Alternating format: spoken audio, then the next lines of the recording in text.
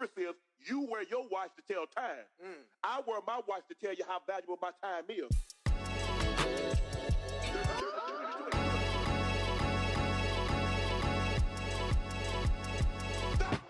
Closers, it's your boy Jacob. You're listening to Who the Fuck Closed Last Night.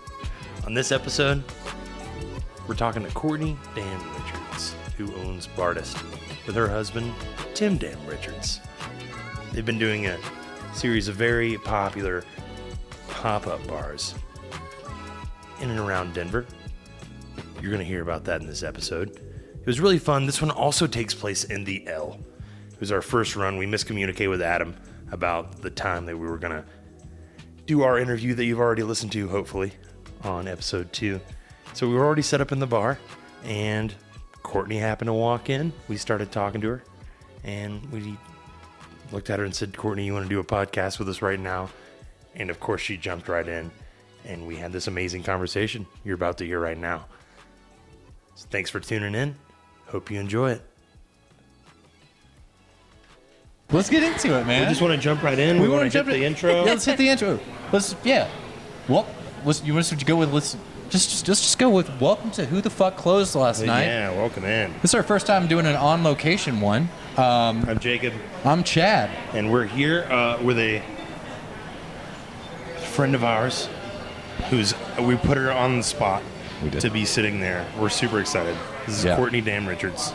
It is. All right. Yeah. She's part of a couple duo. Yes. That's so lovely and beloved here in town. Bartist Official. Yep. Bartist Creative. Bartist Official, yeah. Yeah. Yeah, That's the Instagram handle. So whenever this ends up online, we'll definitely be linking the shit out of it. Absolutely. If we're, for all 2 followers we may end up with. Exactly. But, we had a cancellation. Yeah. But we're rolling with the punches. Yeah. So we're super stoked. We're so glad you're here. We're just going to put you in the hot seat here. And Yeah, Love man. it. Just rolled into Let's roll in, man. the Yeah, L, and I just kind of pop in. Heck yeah. Say what's up. It's idea. This is how the industry is, though. You know people, you see them all over the place. You go drink somewhere, and You're like, hey, can I pick your fucking brain? exactly. Yeah, dude. Absolutely. How did you? So, right off the bat, what got you into the industry? Why did you stay? Ooh. So I originally was a beer nerd. My passion was for craft beer. Generally, I opened a lot of World of Beers. They're no longer anymore. Oh, I remember World.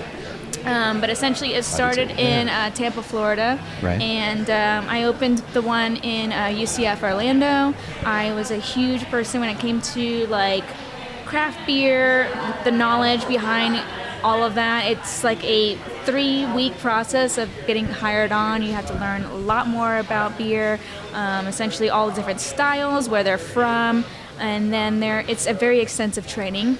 Yeah. And so you're going through a lot of different flavor profiles, hops, malts, why they have certain rules when it comes to making beer and things like that, or what's very special about where the country it comes from and things like that. And so my beer knowledge kind of helped me more into cocktails because I learned more about these flavor profiles and what those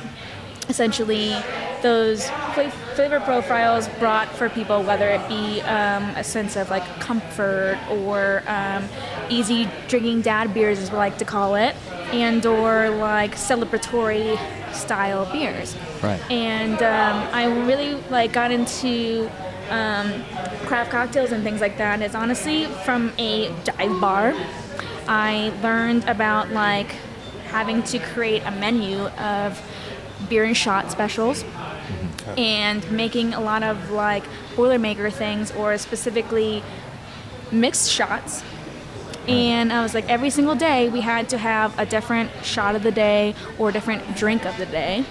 And I think it helped me a lot because it really basically had to do with longevity of drinking, or am I doing this to catch a buzz, or I'm actually going to enjoy when I'm drinking.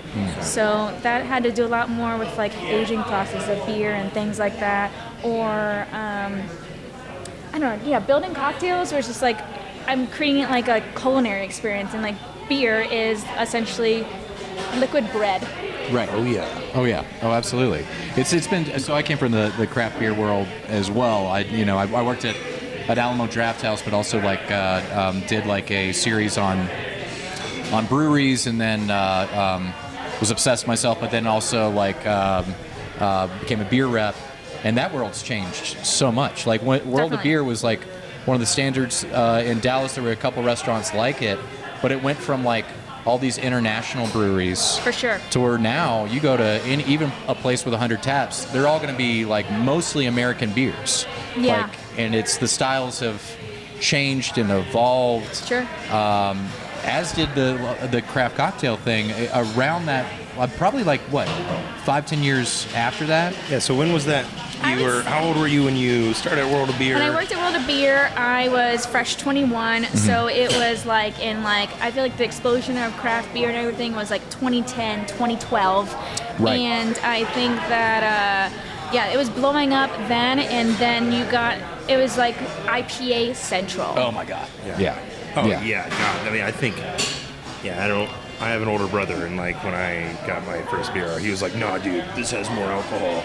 This will get you drunker faster." And I was like, "Wow, this tastes like shit." And he's like, "No, you'll get used to it," which I did, of course. And then I got as far into IPAs as I possibly could handle. Until my tongue had experienced. Yeah. Oh, more that's IBUs. They are a palate killer after a while. Oh yeah, dude, I can't. After a while, you can't taste any of them. And then the beer, to me, from what I saw, the beer world, the moment I saw that it had gone too far, was when, the hazy thing stuck around and will always stick around. Sure.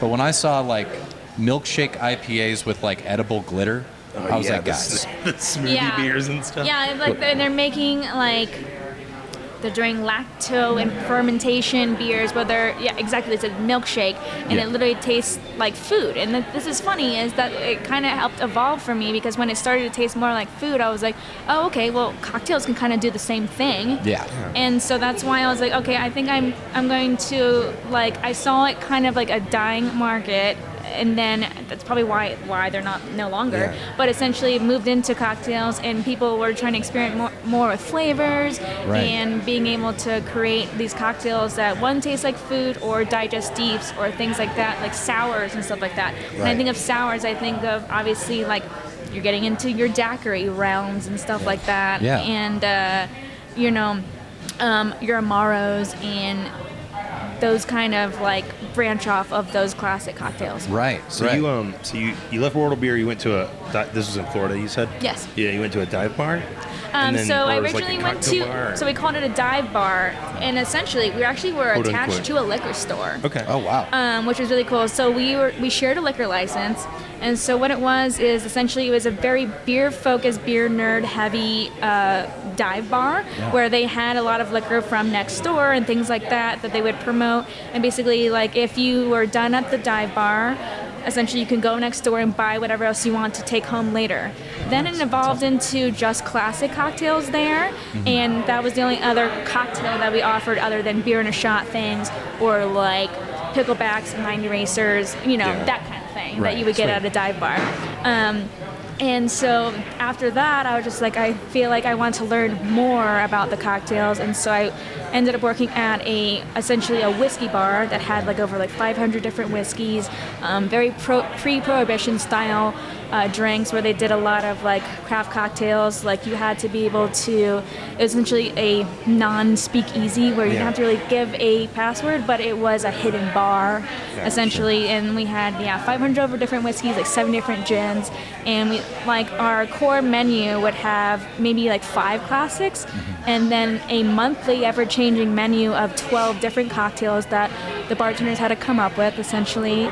And we would change it every month around a certain theme, whether it be a movie or an artist or whatever, and their songs would be different things, and it invoked different types of either emotion or a nostalgic kind of character or whatever from that movie kind of vibe. And it was if that person was essentially, we had a mystery men menu.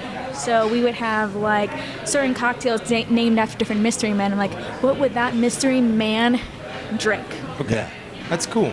Was this one of those more like we were talking a little earlier, like these like buttoned up kind of like Yes. everyone is like a mixologist and they're all like clean cut and like wearing the aprons and all that. Absolutely. Shit. And it was like primo, and I felt like that I felt like somebody, but it was very almost like dwindling on my soul because I felt like I can't be myself. I have to be this persona. Yeah, you have to fit into this mold of the bartender. Yeah, absolutely. Yeah. And I feel like it did help elevate my career, and I met like some really cool people and we introduced a lot of people, but at the same time it's just like after I leave that place I don't want to be drinking like cocktails like that anymore. I want to go to have like a beer and a shot and actually like really enjoy just the like downtime and being able to wind down and Yeah, absolutely. You know, I think because I think a lot of that was inspired when I got into craft cocktails. It was like my buddy who had shifted from like a college dive bar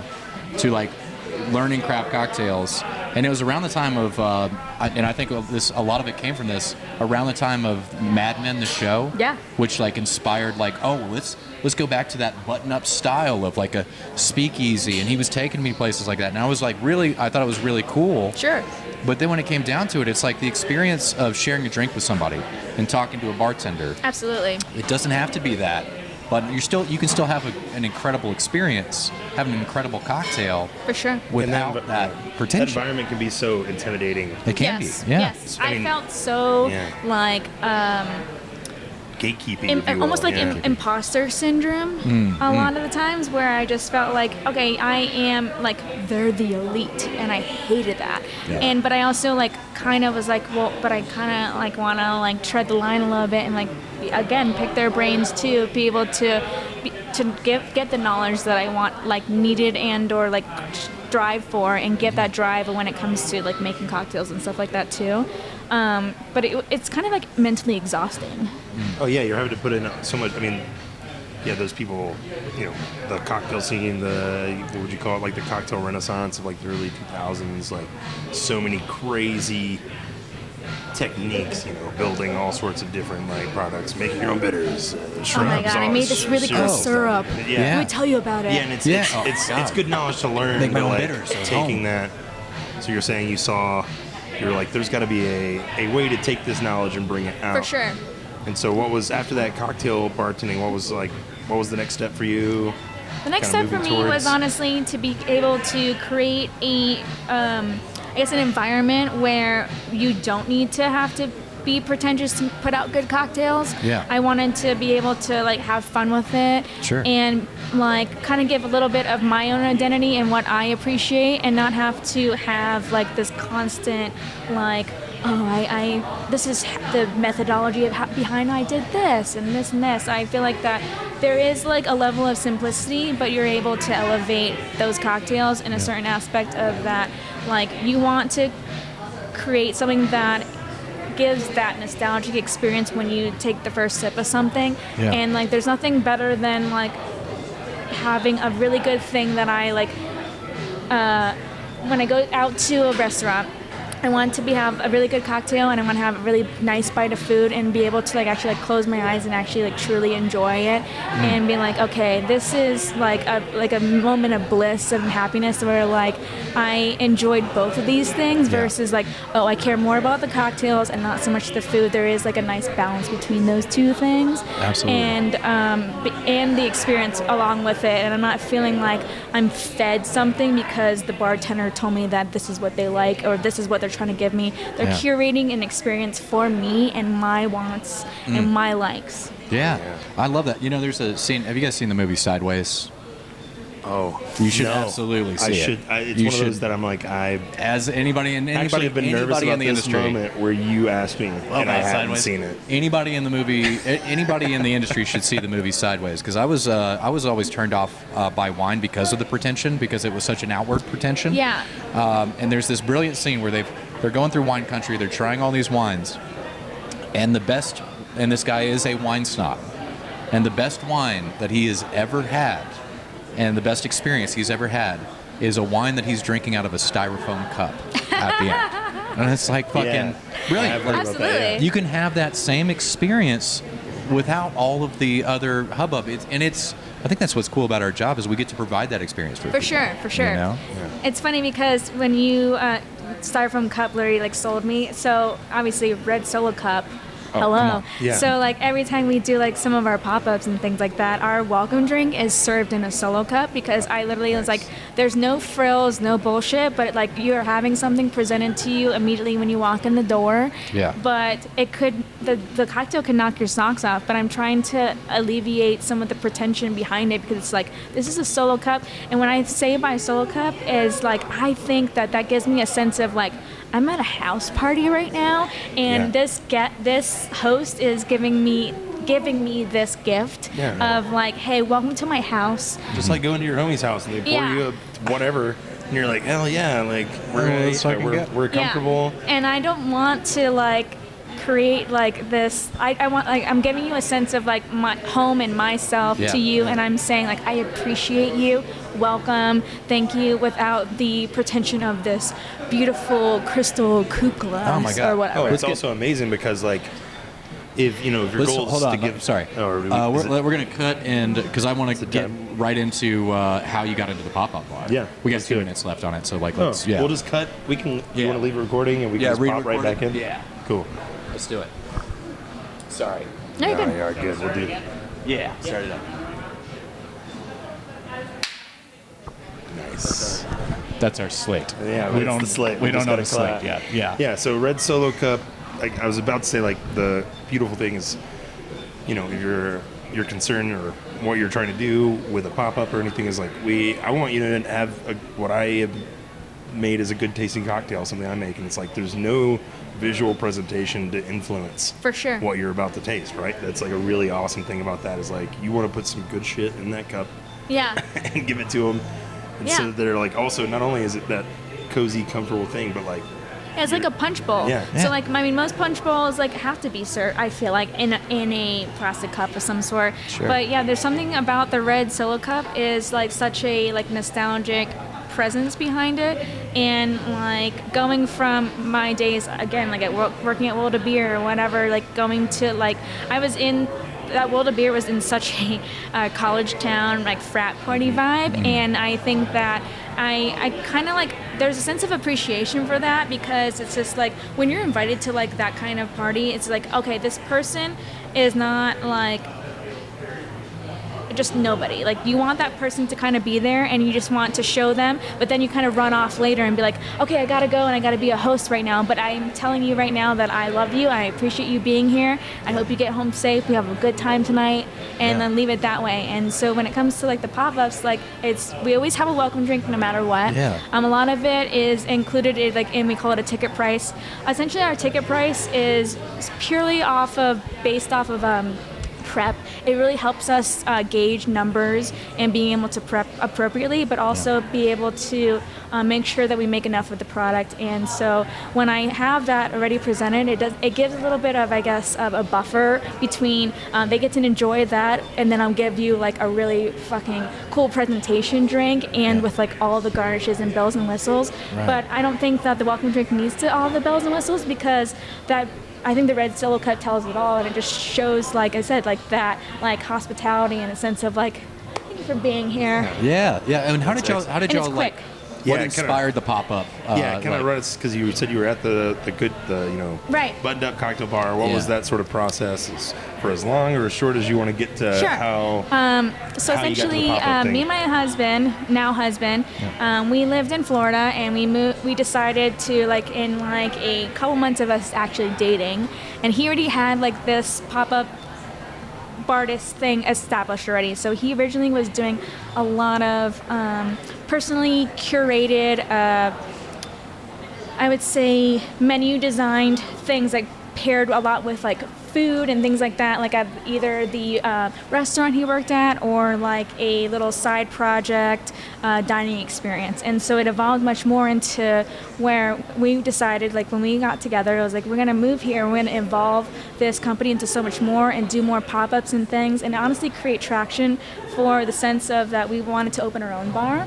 And we wanted to create an experience at our own bar where it felt like a sense of home, but for our ideals and things that we really appreciated and valued, as far as us individuals or culturally and things like that. And the pop-ups were, for the beginning, was like all funsies. Like it was like whatever was like needed and necessary, and we found our niche people, which is when we found Lexi at Honor Farm / Electric Cure is where we originally found her.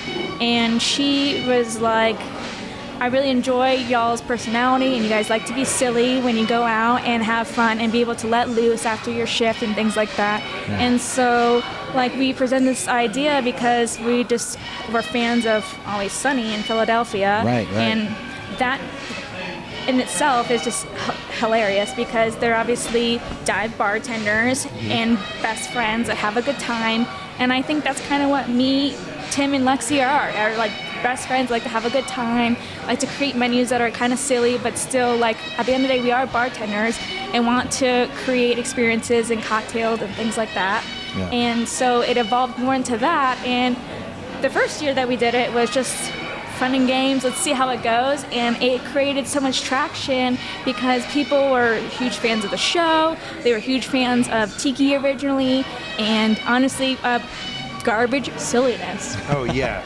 Yeah, me and just this past week, me and Chad went to the first pop-up we were able to make it to of theirs. It was called Erectile Dysfunction. Oh my God. So I mean, yeah, like these guys like to have a good time. They like to get a little wild, a little dirty. Poke fun a little bit, it's a good time. And have a little bit sense of enlightenment in very serious things, and being able to have a sense of escapism when it comes to real life problems and stuff like that. And I think that's kind of what Always Sunny is. Like, probably the people that do go to this make-believe bar essentially wants that sense of escapism, to get silly and to know your bartender. It's like a debauchery version of Cheers. Yeah.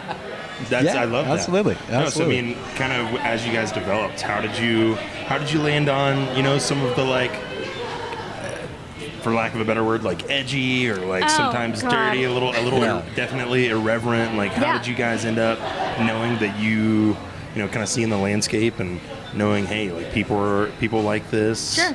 I think it has to do a lot with Denver and the community. Like, the saying is, when you first drive into Denver, Colorado, is keep Colorado weird. And we like to be weird. And we like to kind of push the envelope a little bit, but also create like an oasis for people, like the LGBTQIA community. And like being able to tell, I hate to say lack of a better word because I always like to kind of joke, the word normie. Right. We use it as like a derogatory term. Yeah. Oh yeah, no, I do it. I do it all the time. Referred to plenty of people as normies. 100%. In my time in the industry, I'm like, it's some fucking normies. I'll say some Chad. There's some Chad. Definitely some Chad. Yeah, absolutely. So it's like kind of like to poke fun at them a little bit, and also it's just like we don't really need your approval, or we don't need this Karen and Edgewater to call Electric Cure a satanic bar or anything like that. Like let's kind of like roll with it a little bit and like poke fun at it, because there is so many other people that can get behind that and not take it so friggin' seriously. And that's kind of like the premise behind it is like, let's not take all these pop-ups too seriously. Like, let's have a little fun with it, make it enjoyable for our guests, and also like there is a slight element of cocktails and things like that. It's not going to be just giving you sugar bombs and acidic bombs. It's really like a more methodical way of being able to use like zero waste things and stuff like that, but create like a really cool cocktail and that goes on theme with Always Sunny. And it's Always Sunny is a hodgepodge of things and characters and people, and I think that's kind of like our clientele too. Yeah, man. When we were trying your cocktails, I think I mentioned this to you too earlier. Like, when I read some of the descriptions, I was like, oh, this seems like a pretty simple cocktail.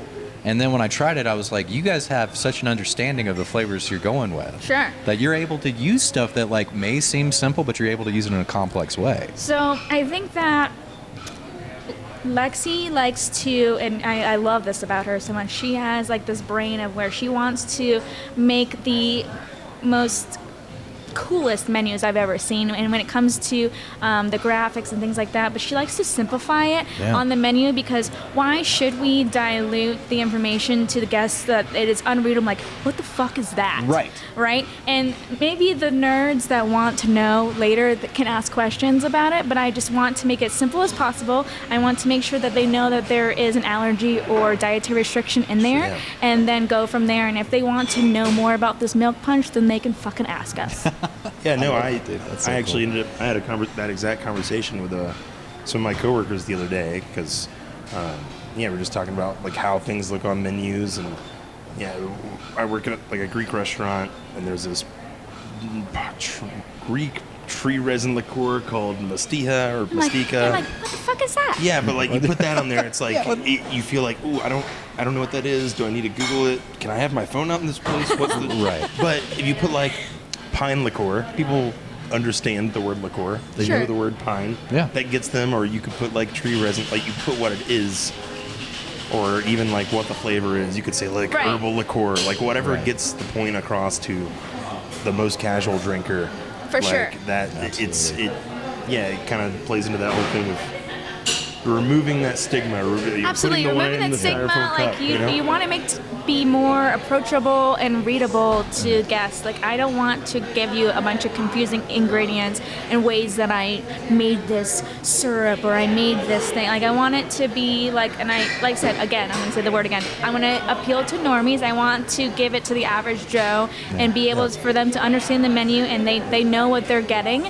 And then if they would like to know more, then please come talk to me. I am welcome to it. Yeah, that's amazing. That's amazing. There's something like, because I love the fact that I was having a conversation with a brewer once, and he was going deep into like the molecular changes and like all the chemistry. And as he had all that knowledge of it that he like shared, and then at the end of it he was like, but dude, in the end I'm just making beer and having fun. Right. And I think that's the same thing. It's like all the knowledge you've gained, like, I'll dive into that, but when it comes down to it, what am I here for? Like, what is my job?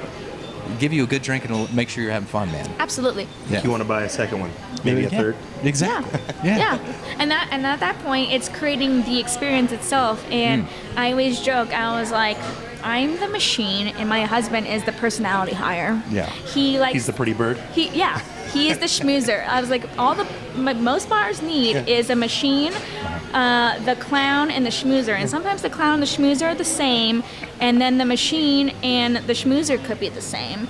Because like you at the end of the day, you are trying to sell something. You're trying to not maybe sell yourself and or like experience or my personality. I'm trying to get you to come back again. Right. And I think that the bar needs all those three things. Yeah.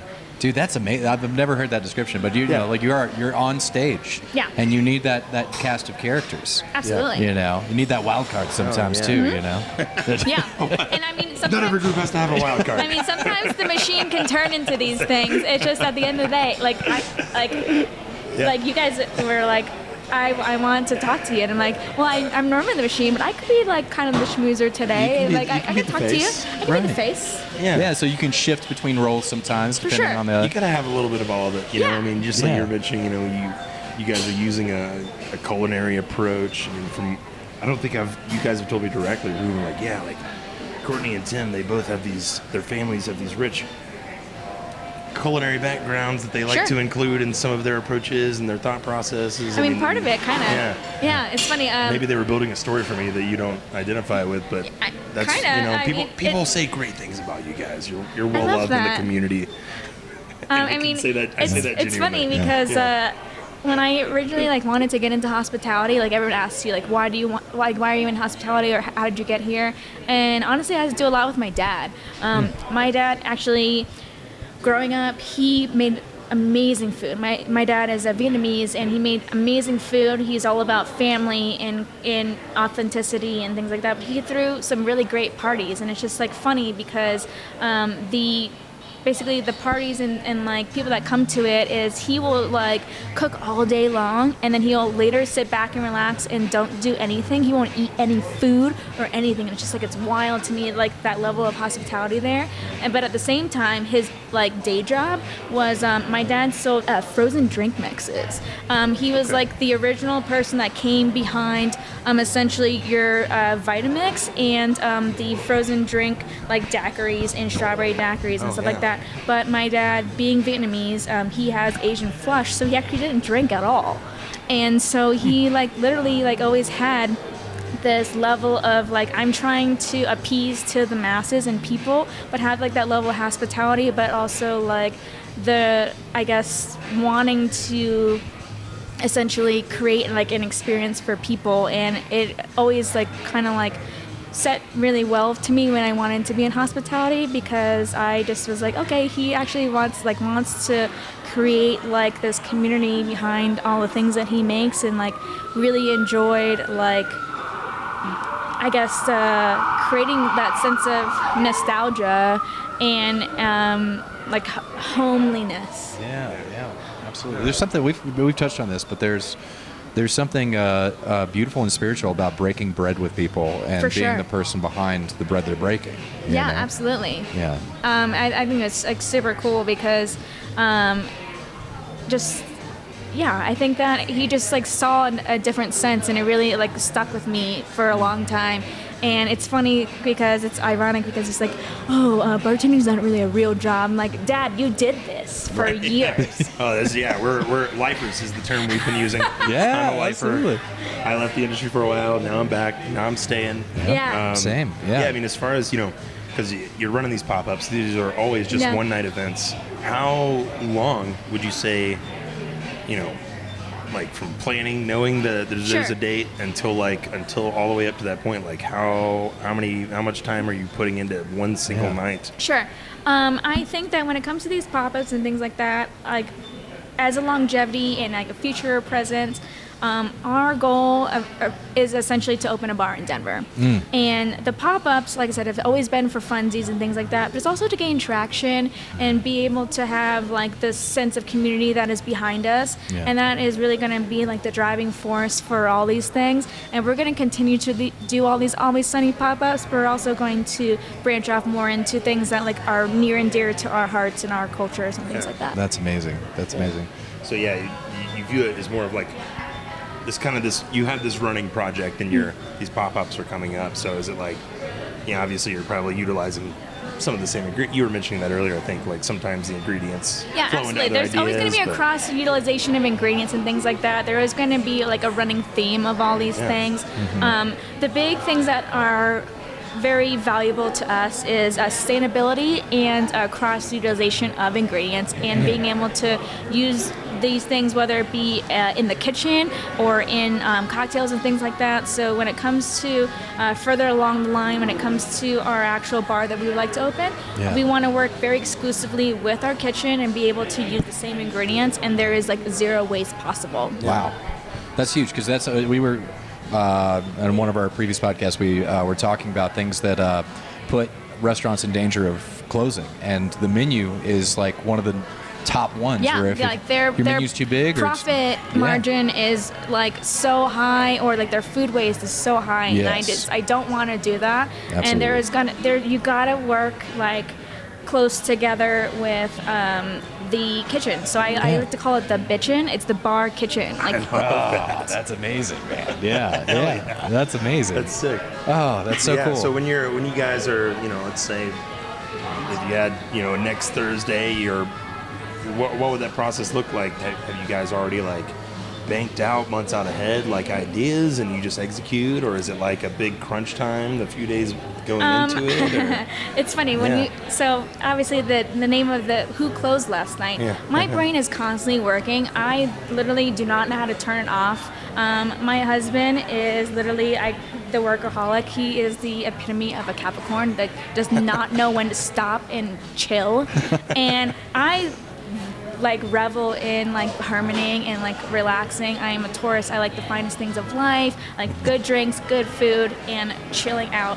But at the same time, like my brain always goes. So like we are completely opposite schedules. Like his brain works best in the mornings, and my brain works when I have insomnia. Yeah. And it really does like have like a really good balance between us. And so when it comes to further down the line, like we're constantly doing stuff. I will not feel fulfilled in my life if I'm not doing one pop-up a month.